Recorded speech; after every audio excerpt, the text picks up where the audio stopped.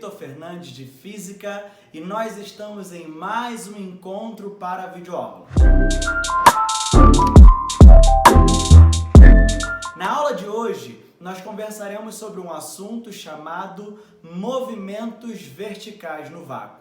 Evidentemente você entende e está representado no slide que um movimento vertical acontece na direção vertical, ou seja, ele é um movimento que pode ser um movimento ou de subida ou de descida, mas em qualquer condição ele vai acontecer na direção vertical. Tudo bem até aqui? Como você pode visualizar no slide que está sendo representado, se esse movimento for um movimento de subida, ele ganha altura. E por ganhar altura, ele acaba tendo um movimento positivo. Ou seja, esse movimento é classificado como um movimento progressivo. Enquanto se esse móvel desce, ele está perdendo altura. E se ele perde altura, ele sai de uma posição de altura maior para uma posição de altura menor. O que significa isso, Vitor? Significa dizer que o deslocamento dele é negativo. Esse movimento seria classificado como um movimento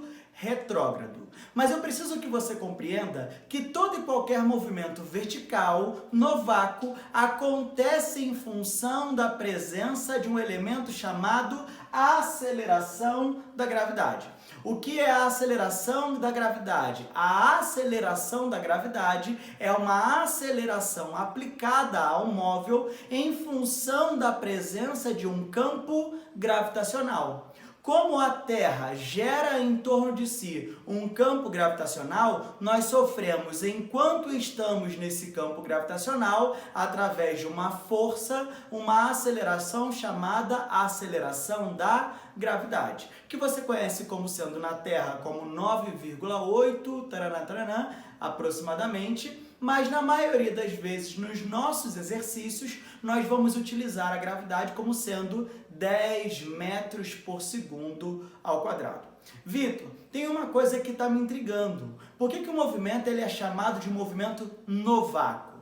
Porque eu estou desprezando qualquer resistência do ar nesse meio, ou seja, o ar não é capaz de desacelerar o móvel à medida que ele está se movimentando. Tudo bem até aqui? Eu considero um ambiente como se fosse um ambiente ideal, sem resistência do ar. Agora, o que eu preciso que você compreenda? Se a gravidade é uma grandeza vertical para baixo, é uma grandeza vetorial, vertical para baixo, o móvel que está descendo, ele tem o seu movimento a favor da aceleração da gravidade. Enquanto, se o móvel estiver subindo, o seu movimento ele é contra a aceleração da gravidade. É por isso que a gente poderia afirmar o seguinte: se a aceleração é uma grandeza capaz de alterar a velocidade do móvel, enquanto a aceleração da gravidade está a favor do movimento, essa aceleração altera a velocidade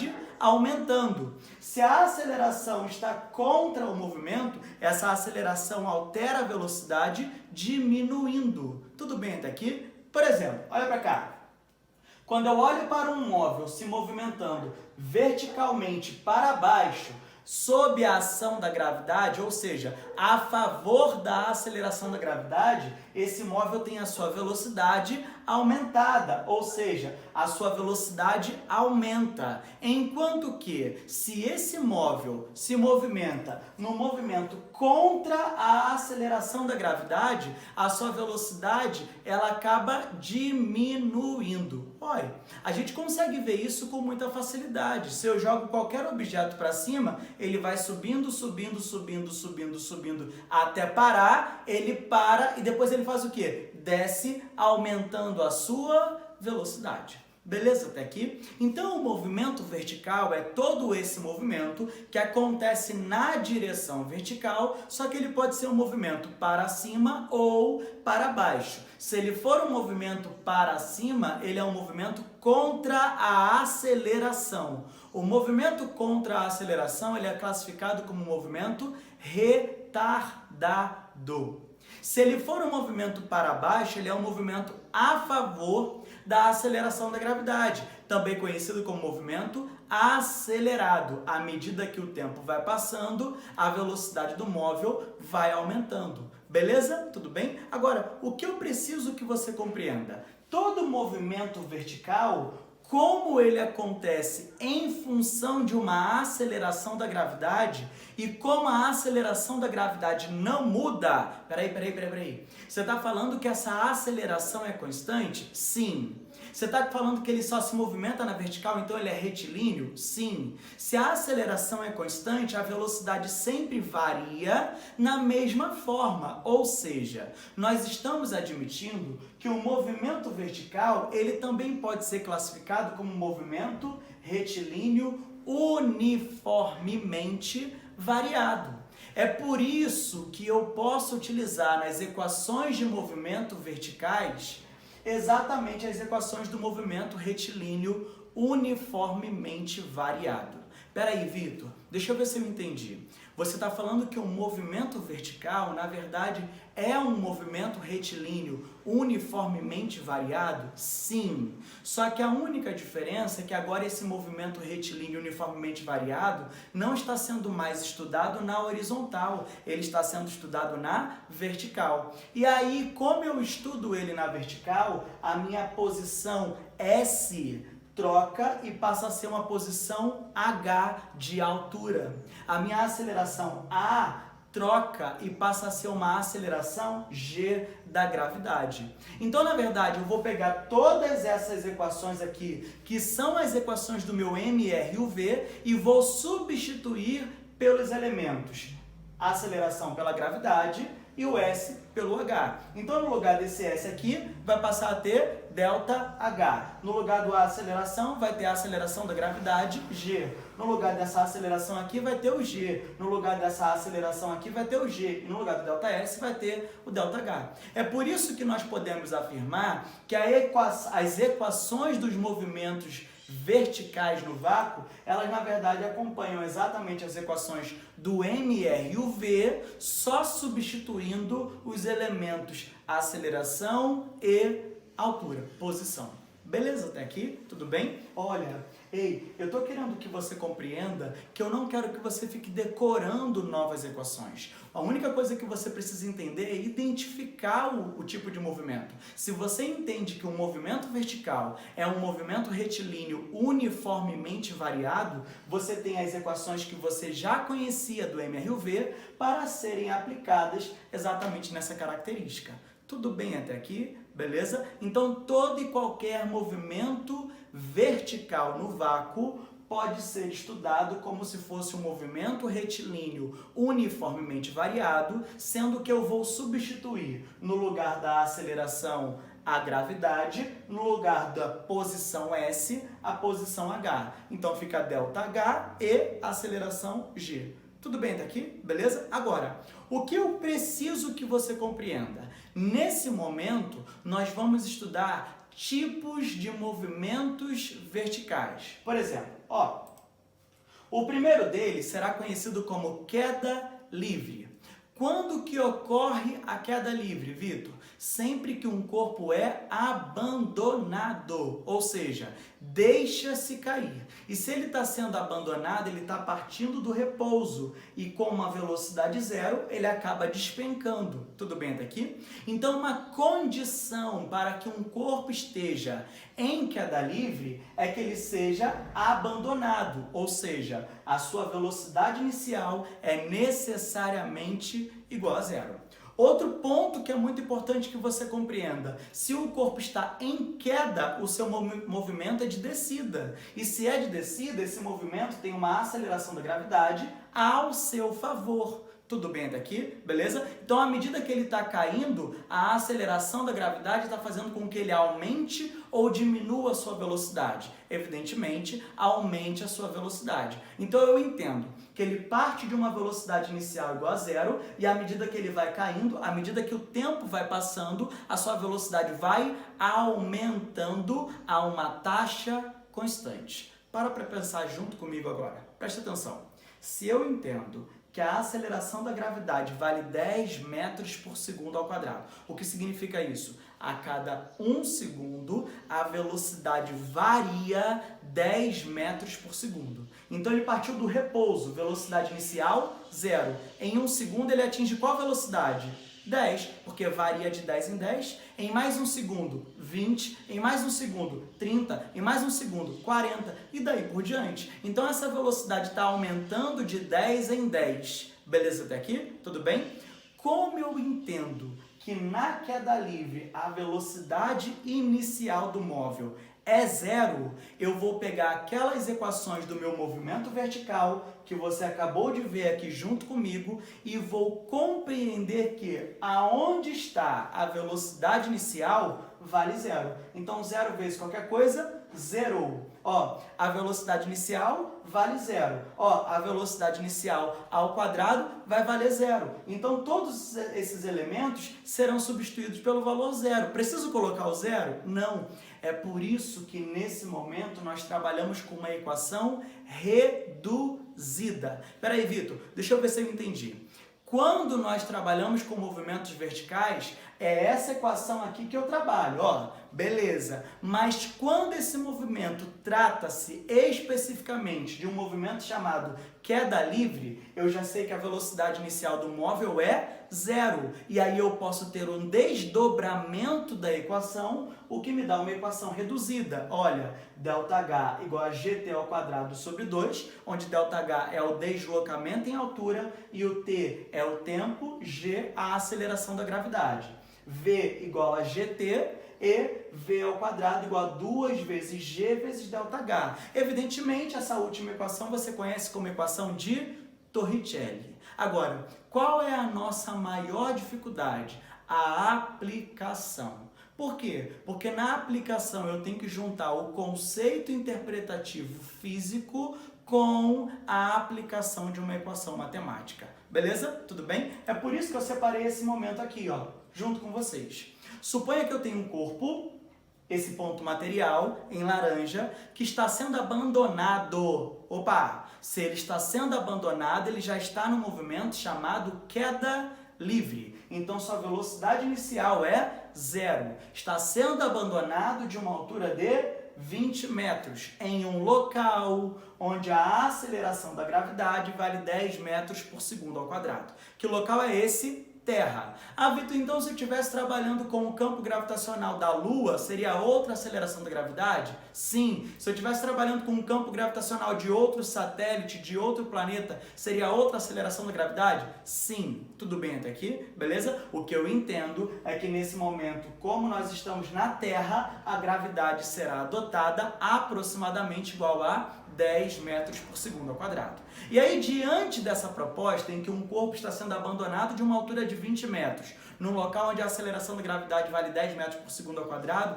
eu te faço uma pergunta. Qual a pergunta, Vitor? Em quanto tempo o móvel atinge o solo? Ou seja, eu quero o tempo que ele demora para atingir o solo. Em quanto tempo ele percorre esses 20 metros? Filho, preste atenção. A primeira coisa que a gente vai entender é que ele tem um deslocamento de 20 metros. Porque se ele sai de uma altura de 20 e tem que atingir o solo, no solo a altura vale 0. Significa dizer que ele está percorrendo exatamente os 20 metros. Beleza até aqui? Sobre a ação da gravidade. E eu quero tempo. Aí eu preciso retomar as minhas equações. Eu já identifiquei que o movimento é queda livre. Eu já identifiquei que ele está caindo de uma altura de 20 metros. As questões interpretativas já foram resolvidas na minha cabeça. O que me falta agora? A aplicabilidade matemática. E aí a gente chega num ponto que é fundamental para vocês. Que ponto é esse? Eu não sei determinar qual equação que eu vou usar. Existem 3 e eu não sei qual que eu uso. E nesse momento eu estou te dando a altura e quero o tempo. Das equações que foram vistas anteriormente, aquela que relaciona a altura com o tempo é qual? ΔH igual a GT ao quadrado sobre 2. É exatamente essa equação que eu vou usar. Porque eu tenho a altura, eu quero o tempo e tenho a gravidade. Então a equação que eu preciso trabalhar é essa. De qual altura o móvel está caindo? 20 metros. Qual é a aceleração da gravidade que está atuando sobre ele? 10 metros por segundo ao quadrado. O tempo é quem eu quero, dividido por 2. Olha, 20 dividido por 5 dá 4. A raiz quadrada de 4, 2. Então eu estou afirmando que em 2 segundos ele atingiu o solo. Ou, preste atenção, vê se você compreende o que eu estou falando. Ele partiu de uma velocidade 0, porque era uma queda livre, e em 2 segundos ele atingiu o solo. Olha, preste atenção na minha próxima pergunta. A minha próxima pergunta eu viro para você e falo assim, ó, eu quero a velocidade de chegada desse móvel ao solo. Mas ele não chega no solo em 2 segundos? Aí ficou fácil então. Como assim ficou fácil, Vitor? Se ele partiu de uma velocidade igual a 0, em 1 segundo ele atinge qual velocidade? 10. Em mais 1 segundo ele atinge qual velocidade? 20. Então, em 2 segundos, ele tem qual velocidade? 20 metros por segundo. Não acompanhei. Eu não tenho esse raciocínio. Eu preciso aplicar a equação. Beleza. Eu quero a velocidade e tenho tempo. Por isso que eu vou pensar na equação V igual a GT. A velocidade é quem eu quero, a gravidade vale 10 e o tempo de queda que ele demorou para chegar ao solo é de 2 segundos. Substituindo valores, eu encontro um valor de velocidade de 20 metros por segundo, exatamente o que a gente acabou de afirmar, beleza? Ah, Vitor, mas vamos supor que eu não tenha descoberto o valor do tempo. Vamos supor que eu só tenha a altura e quero a velocidade. Bom, se eu não vou trabalhar com o tempo, é conveniente trabalhar com qual equação? Torricelli. Por isso que eu vou aplicar a Torricelli para que você consiga visualizar. A velocidade ao quadrado vai ser 2 vezes a gravidade, que vale 10, e de qual altura que ele está caindo? 20. 2 vezes 10 dá 20, 20 vezes 20 dá 400, raiz quadrada de 400, 20 metros por segundo. Então, nós estamos afirmando que a velocidade com que ele toca o solo, na hora que ele chega no solo... Ah, Vitor, mas depois que ele chega no solo, ele não para? Fica lá paradinho? Sim, mas eu estou te perguntando a velocidade de chegada ao solo. Quando ele chega com uma velocidade de quanto? 20 metros por segundo, conforme nós acabamos de visualizar. Ah, não, deixa eu ver se eu entendi. Se o móvel cair de uma altura de 20, ele vai atingir uma velocidade de 20. Não, filho, isso está errado. Os valores de 20 e 20 só deram exatamente assim por coincidência. Tudo bem até aqui? Mas não necessariamente, quando ele cai de uma altura de 20, ele atinge uma velocidade de 20. Na verdade, ele pode atingir outras velocidades que serão alcançadas através do seu cálculo. Beleza até aqui? Tudo bem? Agora, quando nós conversamos sobre movimento retilíneo uniformemente variado, eu falei para vocês o seguinte: no movimento retilíneo uniformemente variado, a velocidade média ela é calculada por uma equação específica. E agora eu estou interessado em utilizar a equação da velocidade média para descobrir a velocidade de chegada desse móvel ao solo, beleza? Olha, a equação da velocidade média lá no MRUV era essa aqui, ó. Velocidade média é ΔS sobre ΔT. Só que no movimento retilíneo uniformemente variado, essa velocidade média seria a velocidade 1 mais a velocidade 2 dividido por 2. Presta atenção. Qual é o deslocamento do móvel? Ele tem que percorrer uma altura de 20 metros.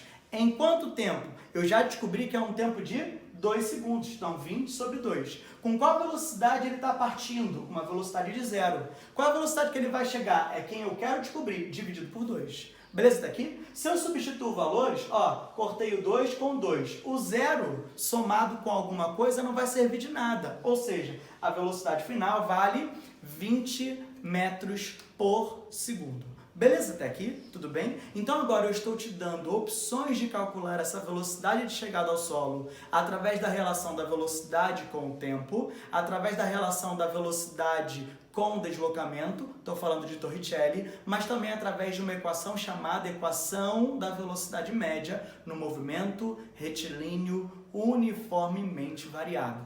Por isso foi tão importante que você compreendesse que o meu movimento vertical no vácuo é um MRUV. Beleza até aqui? Tudo bem? Maneiro. Agora, entenda.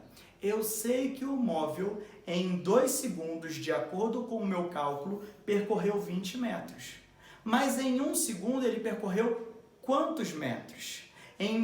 No segundo segundo de queda ele percorreu quantos metros? Porque se ele demorou 2 segundos para chegar ao solo, ele teve o primeiro segundo de queda e teve o segundo segundo de queda. É isso que eu vou querer que você visualize agora junto comigo. Olha para cá.